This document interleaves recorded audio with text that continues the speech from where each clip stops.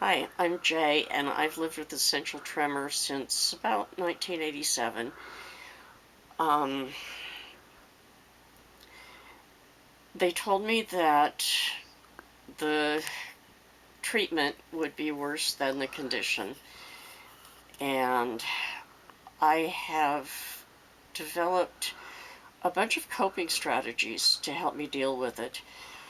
I have other conditions that exacerbate it, and I have learned that the treatments for them sometimes get in the way of it. The asthma is especially bad because I take a rescue inhaler, and it is very similar to adrenaline. When I take it, I shake really badly. The only thing I can do with it is just wait for it to abate. So I go off and do something that doesn't require fine hand coordination. It's not perfect, but I can live with it. Other things that make it worse are fatigue, low blood sugar.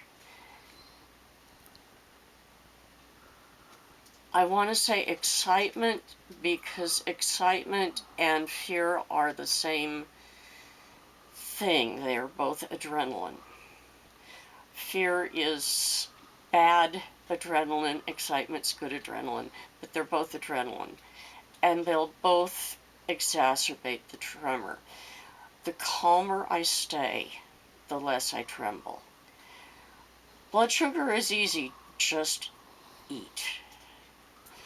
You should, if you have a problem with blood sugar, you should always carry something around that will lift your blood sugar everywhere you go. I've developed what I call a two-hand technique, which is basically making my hands tremble together. This way they're trembling separately, and the tremor adds to each other. This way they're trembling together. And it's like one piece of earth in an earthquake. I'm making this recording the day after the 7.1, and I'm only 100 miles away from it, so I've really got earthquakes on my mind today.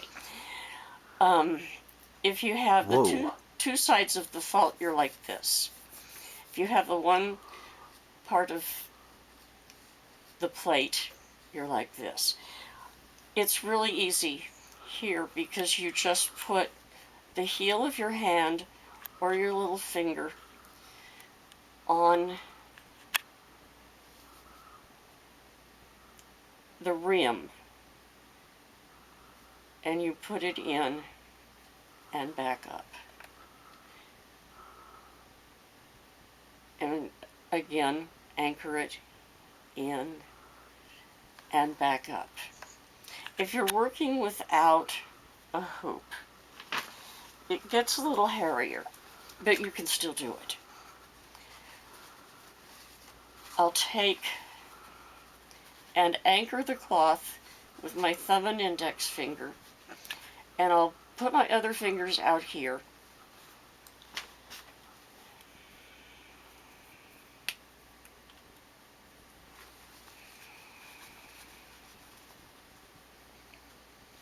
Then I'll take my third, fourth, or pinky, depending on how much room I want to be able to move up on top. And I'll join it to the middle finger.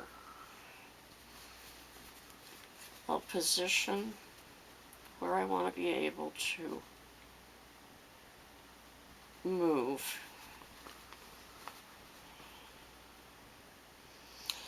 And I'm doing it this way because I like a very light touch on my fabric. These pens will get into the fabric very, very quickly, and I like to put a very light touch on it instead of working on a board. Okay, see, I have my pinky there on the middle finger.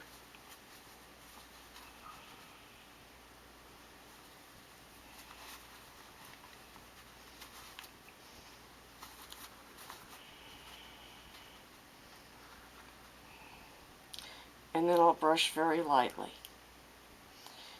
And I'm just finishing up darkening this yellow because I want a golden mantelpiece.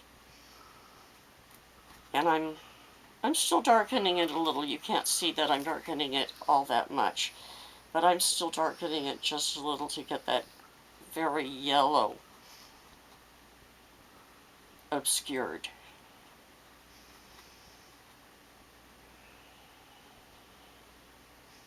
If I want to make it darker, I bring my index finger up to where it's touching, and the brown will be darker. If I want it lighter, I bring my finger down where there's nothing underneath the fabric, and I'm just touching unsupported fabric underneath it.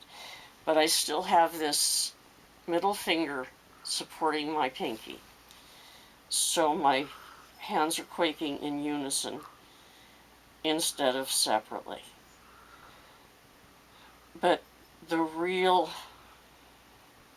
crux is that I want to craft when I'm calm, I want to craft when I'm fed, and I want to craft when I haven't taken a med that exacerbates something.